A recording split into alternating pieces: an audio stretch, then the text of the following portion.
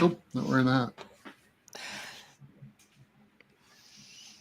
Hello and welcome to Identity Office Hours. I'm your host, Mike Schwartz, founder of Glue, and today is episode 52, Canada's 103-1 Digital Trust and Identity Certification, although I think we're going to at least talk a little bit about Dash 2 and Dash 3 also. Our guest today is Tim Bouma, Special Advisor, Digital Governance Council. Welcome, Tim. And our co-host and guest today is Bonnie Yao, Acting Chief Officer of the Digital Trust Laboratory of Canada. Welcome, Bonnie. Thanks, Mike. So, Tim, I wanted to start, since you're the guest and you proposed, actually, I'm almost messed this up again. Before we dive into the topic, let's talk a little, if you could just maybe give some brief intros. Tim, how did you find yourself as a digital identity guru on a live stream? Sure. Again, my name is Tim Bouma with the Digital Governance Council. I've been in this space for years and years and years. Prior to joining the public sector proper, that was back in 2009. Before that, I had a contract with the federal government to develop identity management models. This was back in 2004. And prior to that, I had been like a management consultant, and they liked the work that I did so much that they actually offered to bring me in full time as a public sector servant.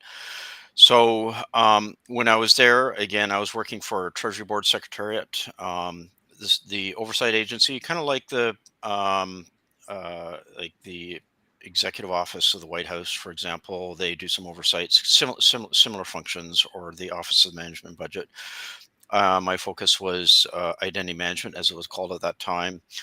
I led or developed the strategy for cyber authentication renewal, worked on the Treasury Board policies, similar to like what NIST has done, or the memorandum that the White House does, and developed the digital identity policy, or the identity management policy. Did that for a number of years, moved into trust frameworks, and actually contributed to developing the Pan-Canadian Trust Framework, which we use to assess provinces and onboarding them into the federal programs. And then we evolved that into 103-1, the national standard, which we'll be talking about. So I've been in this space a long time. I've seen a lot of technologies come and go, seen a lot of approaches come and go, philosophies come and go. So here I am. I'll leave it at that, Mike, and we can go from there. And Bonnie, a quick intro?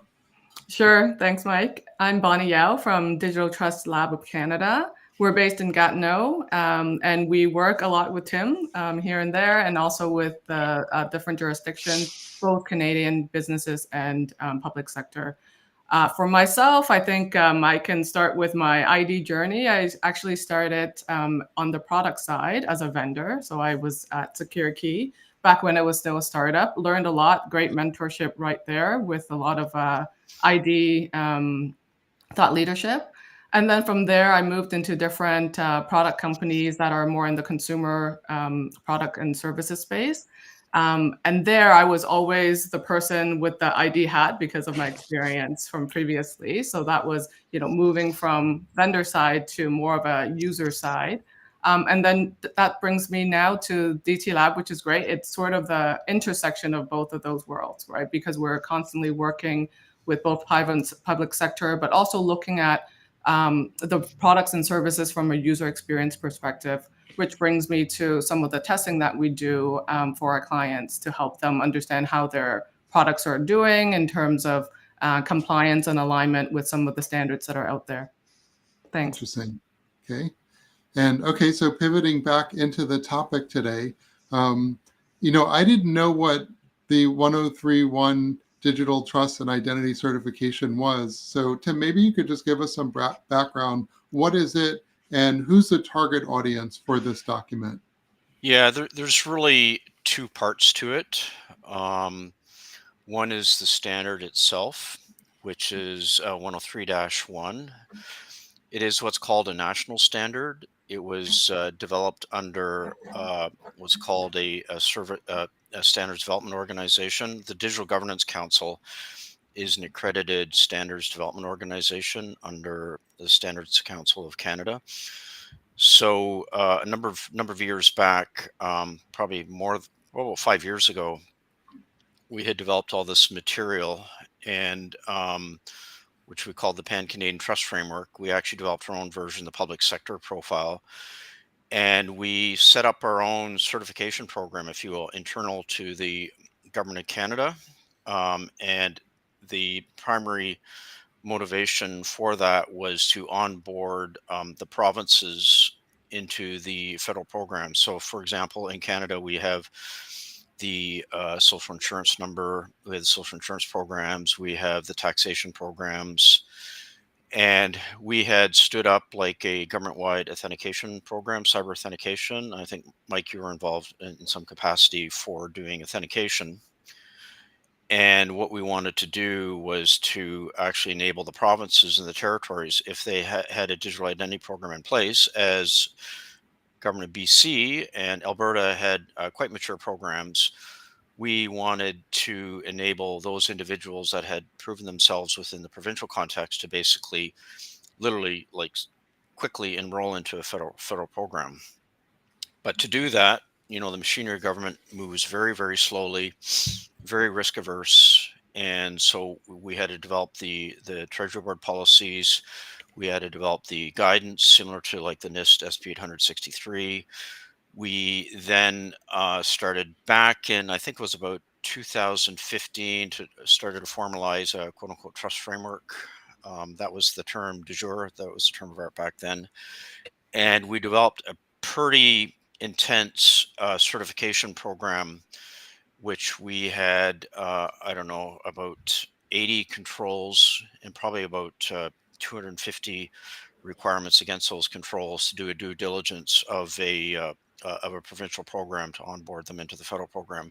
So we had done all that work inside of the Government of Canada, and again within the public sector context, and it worked well and was very very successful. And the certification that we did, we issued what we called a letter of acceptance to the provinces, basically saying, hey, yeah, we looked at your programs, they're good.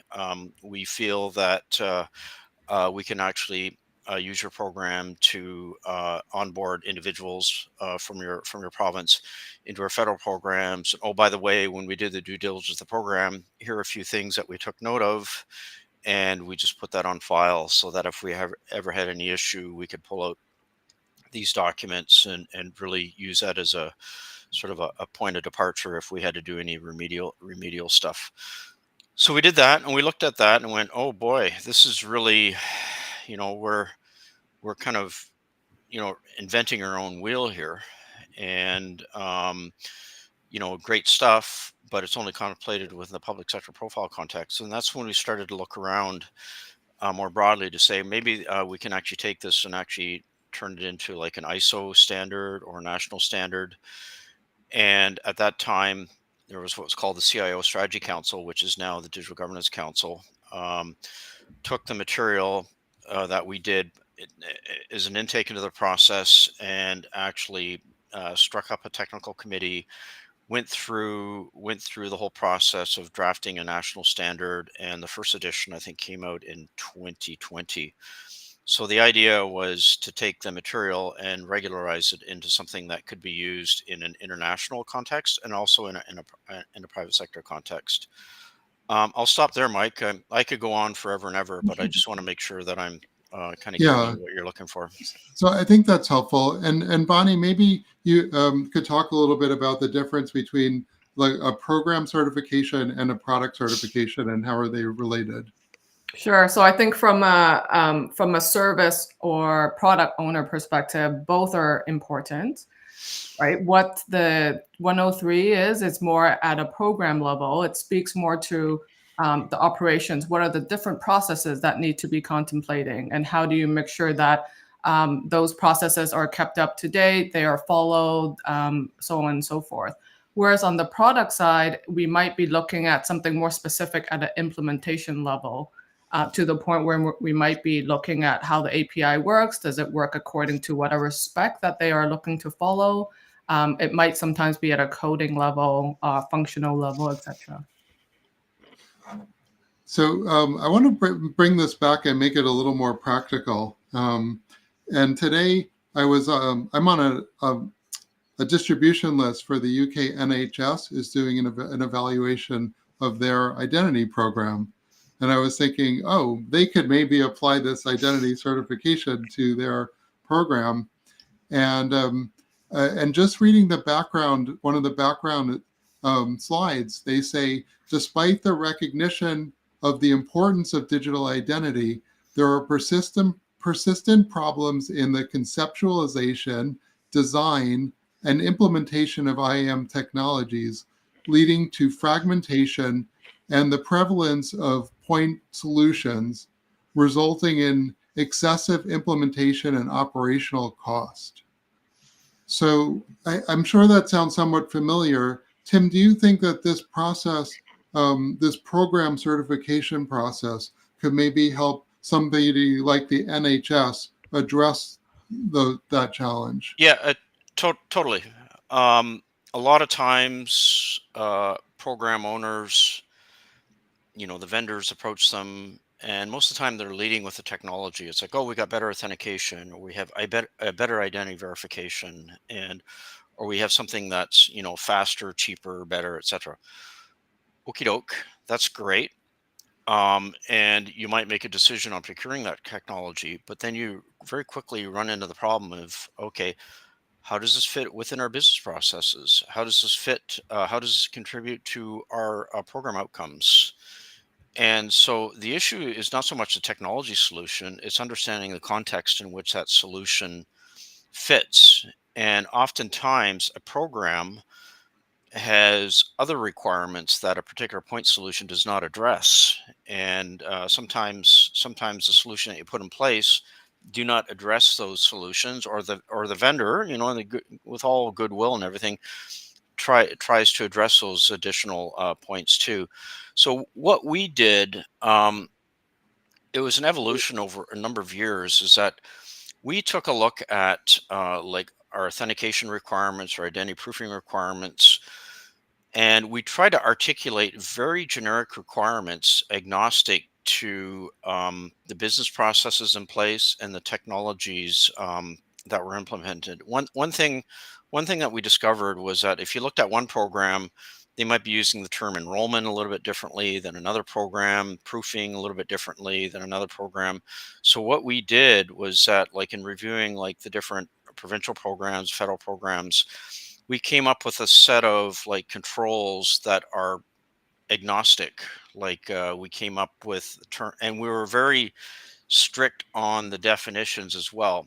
So, for example, identity verification is different than what we call identity validation, and that's all articulated in the standard, and it has very strict definitions. And then there's conformance criteria that we developed against those things. So, if anything, what we did with the standard, which we're talking about, we also developed a very extensive conformance criteria worksheet. Like I literally have it in front of me here.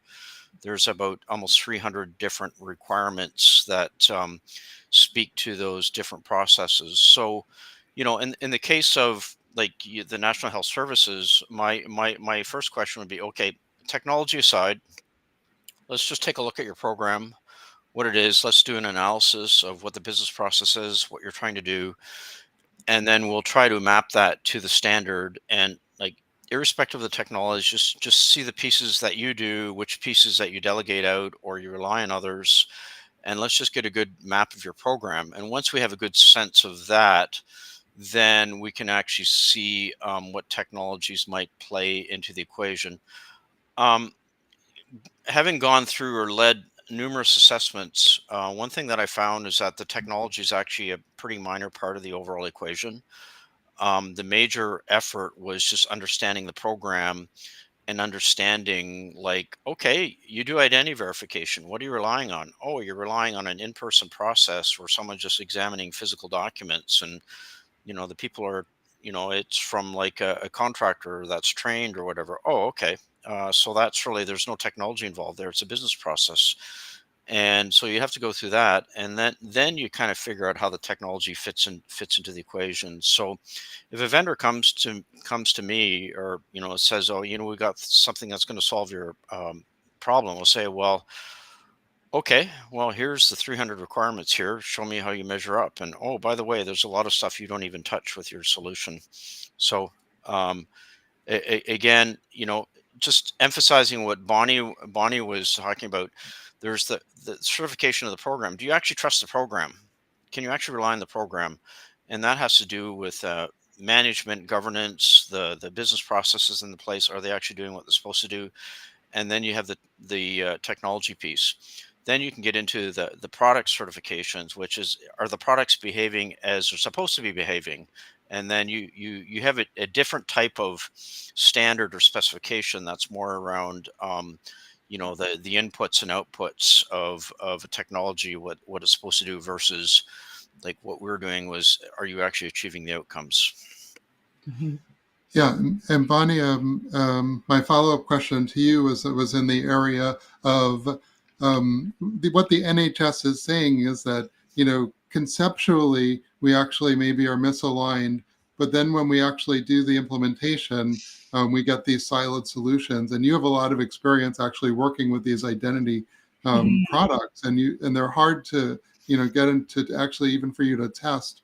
Do you have any thoughts about maybe um, why how the NHS like finds itself in that situation, and how maybe it can architect a better approach to this, and is are these standards that Tim's suggesting maybe a solution to that? Well, I think I would echo what Tim was saying. Even though he's been focused more at the higher level assessments, with the management systems, et cetera, and we've been looking more at the technology at the product level, as he mentioned. It's a very similar process when we first work with a client, and I don't think this would be unique to NHS. I think when we first meet a client, we find either they might be, and these are broad categories, right? They might be a very vertical, specific, focused company where they're very they really understand the challenges of a particular industry, and they know the current state, and they're trying to leverage technology to improve that. And in these cases, a lot of the times the processes are in place because there is a current state, so to speak, right? And now they're looking to level up with technology.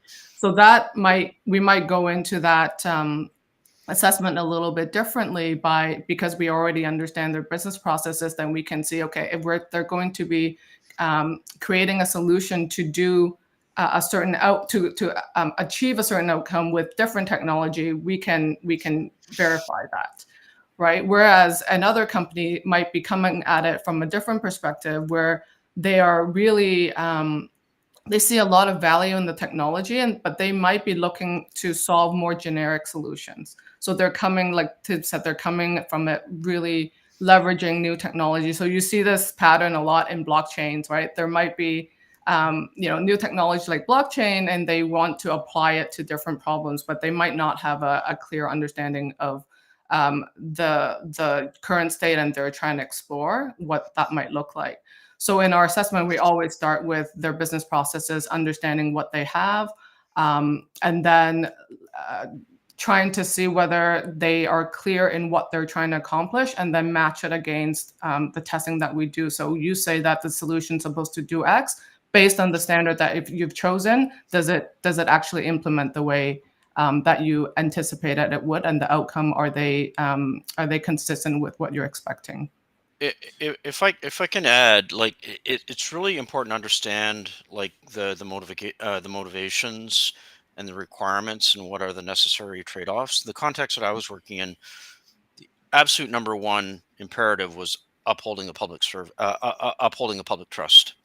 And when Mhm. you're dealing with national level programs, yes, sufficiency and convenience and everything is great, but it's like, you're running national level programs, and it's about upholding the public trust. So you're really looking at it from a risk management point of view, or potential harm. And so we were very um, we just made sure that our requirements reflected the stringency that we needed, and we articulated in a way that basically said, when something goes wrong, if your program fails to do what it's supposed to do, if your program fails, your program or service fails what it's supposed to do, what's the harm to the end user, to the individual? And then we came up, we articulated that with the levels of assurance, and there were non-technical definitions. Basically, I don't know them off the top of my head, but like level 1 was, oh, okay, whatever, it's a minor inconvenience. Level 2 is that, okay, it's a real drag, it's a major inconvenience. Level 3 is a serious consequence, potentially irreversible, life changing. And level 4, which nobody really could get to, was there could be like life threatening or a major disorder or anything like that. So everything was couched in those terms. So a lot of times, like the key thing was not like the interoperability or convenience or efficiency, was that it was really understanding the relative stringency of the technologies to do what they were supposed to do, and understanding that when they fail, not if, when they fail, because everything fails, and you can't, you basically, we factored out likelihood in our assessment. Basically, we just said, when it fails, are we prepared to accept the consequence of that failure? So it's just a different way of looking at things. One of the challenges I think of these identity projects is that each government agency tends to look at their own data as a silo of identity. But then there are actually people have multiple accounts at different agencies. And when I talk about trust, a lot of times I'm talking about the challenges of interdomain trust. Not do the citizens trust the service to protect my information, but does a digital service or website trust the assertion coming from this third party, whether that's a government agency? Um, I didn't see a lot in the specs about how to build that type of interdomain trust.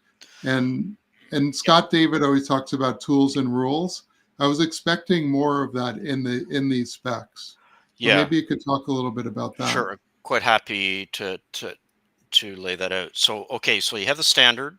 It has a preset selection of controls. You have the conformity assessment worksheet, which has a whole bunch of like requirements set against those controls.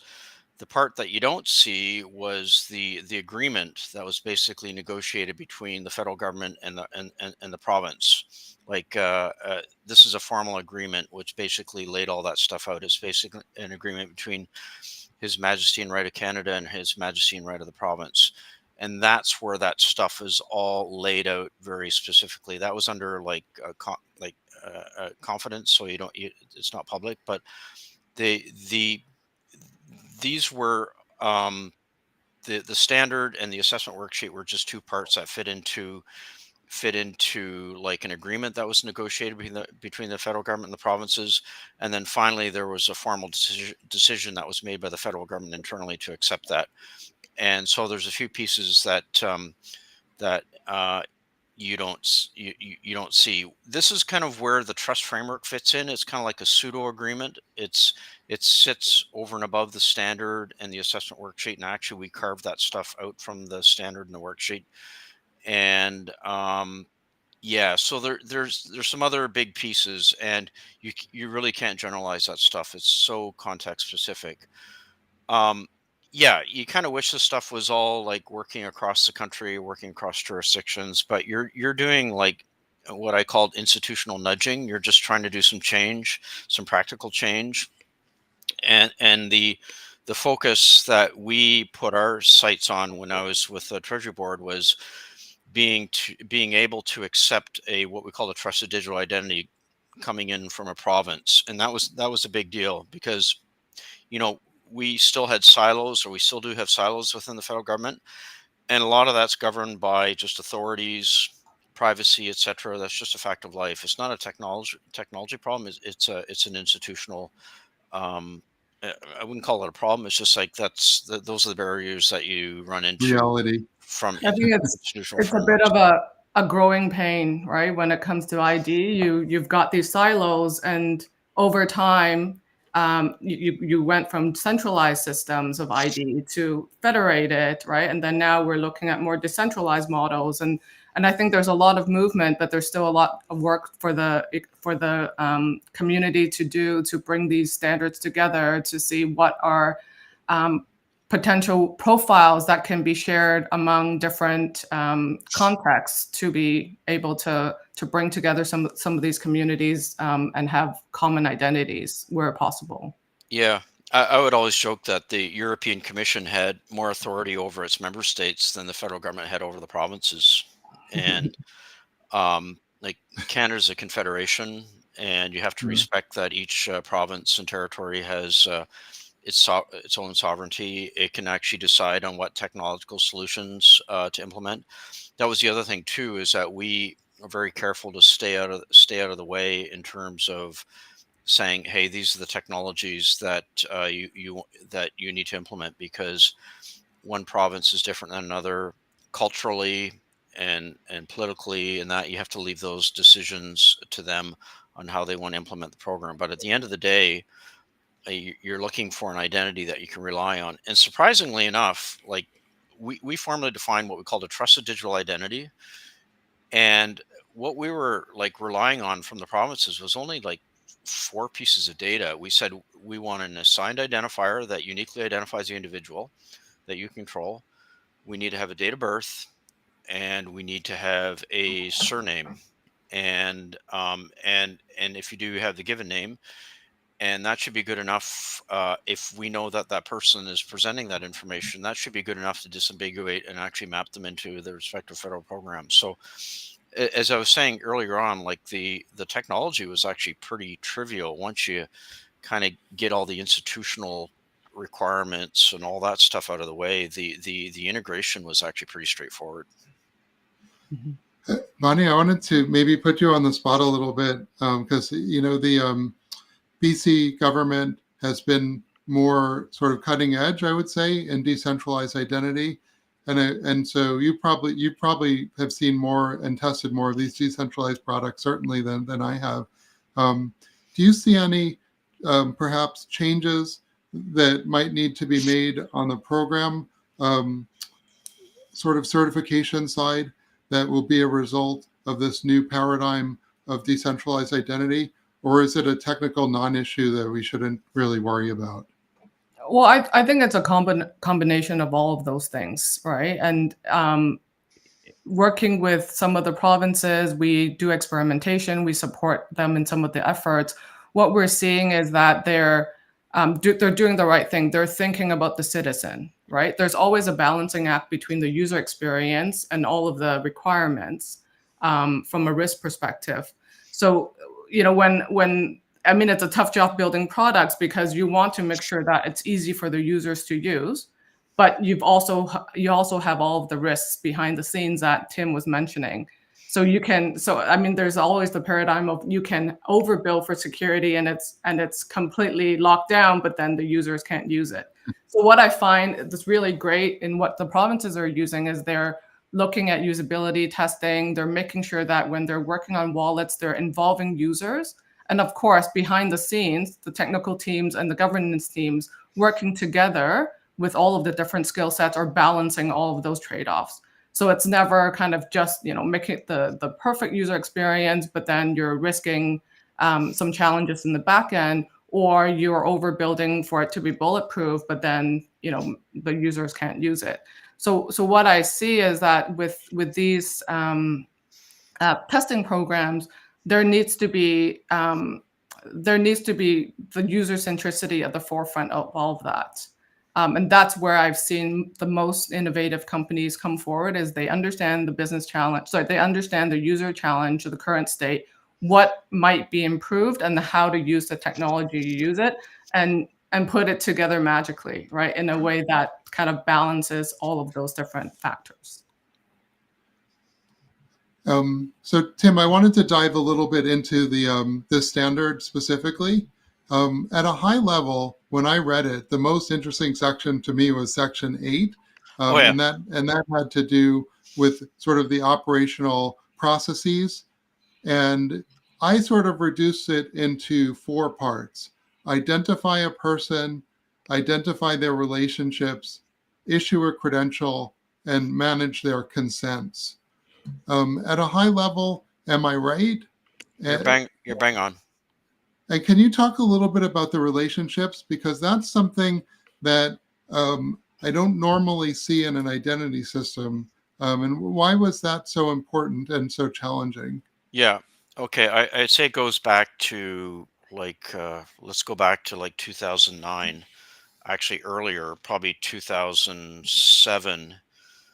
One of the paradigms that we landed on was this idea of separating the identity from the credential, as we called it at that time, or probably you should call it authentication. We wanted to outsource our authentication to the private industry. That was back 2004, and we actually had a system in place. Some of you might remember it was called ePass. It was developed during the government online days going back like 2000, 2001 or so. It's 20 years ago. A lot of our Yeah, audience is yeah, still might not have even yeah, been in like yeah. graduated from college. Yeah, might not even been born yet. So we had this concept of what was called a meaningless but unique number, like a pseudonymous identifier, and we carried that forward into our policy where we formalized what we called an identity assurance. Which identity assurance is basically knowing that that person is actually real and we've got the correct information about that individual. And then we had the notion of what we called a credential assurance, was that we know that we interacted with this person in the past, and we now know it's that same person interacting with us today. And we separated those two things out, and we built a whole. When we outsourced the authentication, I guess to the banks, it was basically, and then we had another piece which I'd we just called like to point out GCP. that's the secure key connection Yeah, that yeah, Bonnie, exactly, because exactly. so many Canadians are banked, it was a good solution Yeah, to use the banks for identity. Sorry, yeah, go ahead. yeah, like keep in mind, like the context back in 2005, 2006, like the only online behaviors. This is like pre-Facebook. Like the only online behaviors that had really crystallized back then was basically online banking. Everything else was kind of all over the place, and we wanted to, whether it's good or bad, that was a decision we made, was that we wanted to outsource the authentication, and but we did not want to outsource the identity. The identity part is still would still remain the authority of the programs or the separate programs. But what we wanted to do, again, the vision, right or wrong, everybody was using their bank to do online banking or whatever. We wanted to leverage those credentials into the federal government. What people might not realize is that we spent a lot of time engineering the privacy aspect. So what SecureKey had built was what was called a credential broker that sat in the middle, that basically kept the visibility of what financial institution was coming in. So when someone logged in with their Bank of Nova Scotia or CIBC, when that assertion came across the wire into the federal programs, we had no clue which bank that was coming from. So, you know, But weirdly, secure key did. yeah, So yeah, I don't know yeah. who I'm more Uh, worried about there, the I government or know, secure key. and there was that paper, the honest but curious brokers, and all that kind of stuff. Oh, I Yeah. remember all that stuff. Yeah, that's a whole other discussion. But it's, as I said, a lot of things are trade-offs, right? And Yeah. you got to figure out when you're doing these Uh, large-scale programs, as an there's trade-offs. American, and I'm on board with the government outsourcing it. I think it's the right thing to do, and I think every country is different. But Canada had a very high percentage of banked people, so I think it was a good decision. But you're right. There's privacy challenges with that in a Yeah, number of places.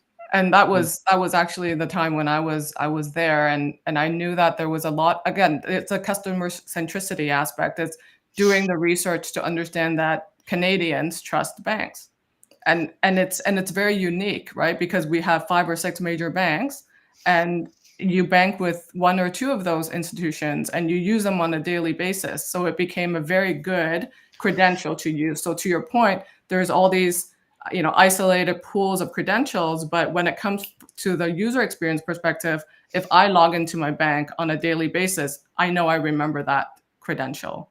And I know that I trust the banks and I would be happy to use those credentials. So that was some of the consumer research that was done. And in this case, solving a problem that the government had in terms of the turnover cost of maintaining these systems and password resets and things like that. So that's where I think it's really nice to see everything come together, because it's never just about testing. It's never just about the latest and greatest technologies. Is overall, from a program, product, or service perspective, how do you kind of make sure all of these things are in check, and how are you constantly balancing those trade-offs all over the place? And that's really the fun and the challenge at the same time. So the policy served us well by separating the identity from the credential, enabled the federal programs to retain their identity authority, if you will. So they could have their identity verification, but they could actually use the credentials from the banks, and that moved the needle a little bit further forward. Then we started to have the discussions. Well, maybe we can offload that identity verification from federal programs, and it's like, well, we don't not comfortable with the banks having that piece. We would like to work with the provincial programs, and if you think about it, when you're in the province, that's where you're born. That's where you move to. That's where you live. That's where you get your education. They had many more touch points with the individual than the federal programs. Typically, you file your taxes once a year. Maybe you have a life-changing event. You have to apply for EI. So we said, okay, let's see if we can leverage these provincial programs. And some of the jurisdictions, for example, Alberta and BC, were quite well along in their implementation of digital identity programs. And so what they did was they stitched together like their vital stats with their health, with their driver's licensing, and maybe some other programs to provide like an umbrella program. And we said, maybe we can start using that. So we started to formalize our policy and advance policy so that we could actually onboard the provinces into the federal programs. Again, the credential stuff the banks were doing, the identity stuff we could get from the provinces. We created this policy concept of what we call the trusted digital identity, which is there was actually three parts to it. It was you have the credential piece, you have the identity piece, and the consent piece, that you actually have consent. Interestingly enough, like the federal programs don't need consent. But that's another story. But the idea was to tie all that together into a concept of a trusted digital identity, so a policy construct. And so we added that in. You actually missed the one I was interested in, though, because the one I was interested in was relationship. Oh, okay. Because Yeah, I'd sure. never seen that. And it's always the question, like, maybe if I'm sick, Okay. my kids need, or my spouse. Yeah. Yeah. So where the heavy lifting for that happened on the relationship side, I didn't do that directly. There was a folks from Industry Canada, or Innovation, Science, Hmm. and Economic Development, and where relationships was a big issue was that, are you a beneficial owner? Are you the proprietary of an organization? Is it are you a delegate or whatever? And so they did a bunch of surveys and analysis and workshops, and then we brought all that material into the Pan Canadian Trust framework in terms of Mm. relationships. And So if I could just yep, interject for 1 second, I was the document is somewhat it's a sort of maze of defined terms. The glossary, I think, is almost bigger than the docs. And I yep, was trying to funnel down through identity management, and I got to identity, and it's like, what's identity? Well, an identity is a unique entity. And I was like, what's an entity? Well, an entity could be a person or an organization. So it sounds like what you're saying is that this relationship, it was especially important for the organizational to person relationship more than the person to person relationship, or does it cover both of those use cases? yeah. Well, we had a set of stakeholders that were very interested in sorting out the relationships in the context of organizations, and they were the ones that really drove the relationship piece. Hmm. And the analysts that we had developing that material had a very strong background in the vital statistics and took all that material and generalized it.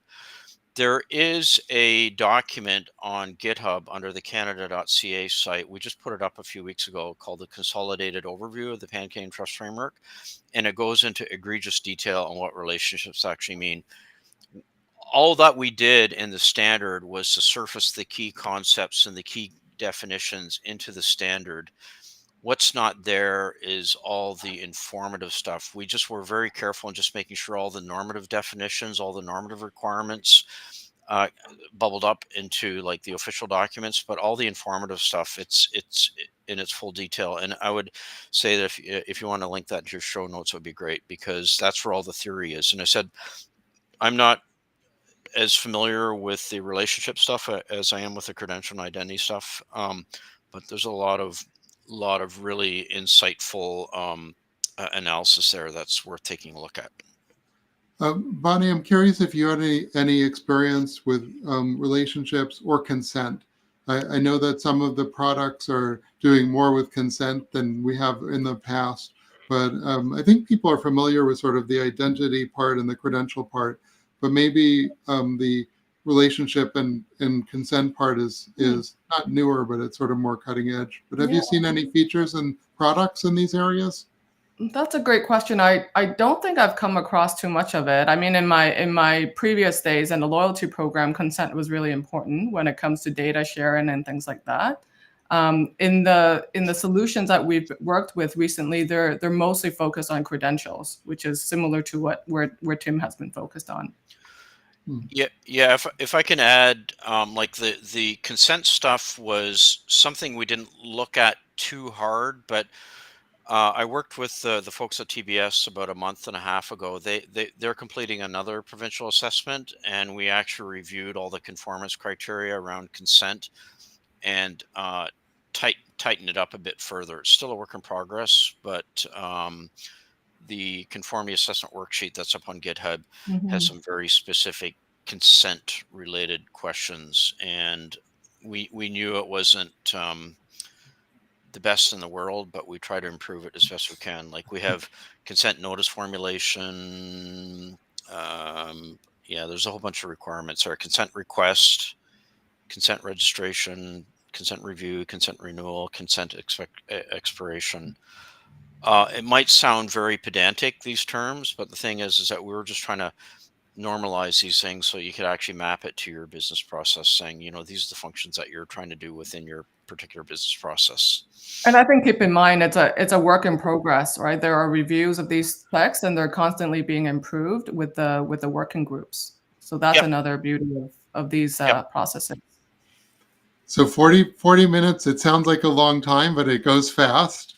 I learned something on every episode, and I definitely learned about these specs, and I'm going to recommend them. By the way, there's an organization called GovStack, which is sort of sponsored by UNDP and a number of other of these sort of national wealth funds and stuff like that, donors, let's say.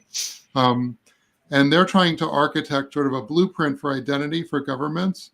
So I'm going to recommend this document because I've been quite critical of their past architectures, and it sounds like they're starting from scratch again.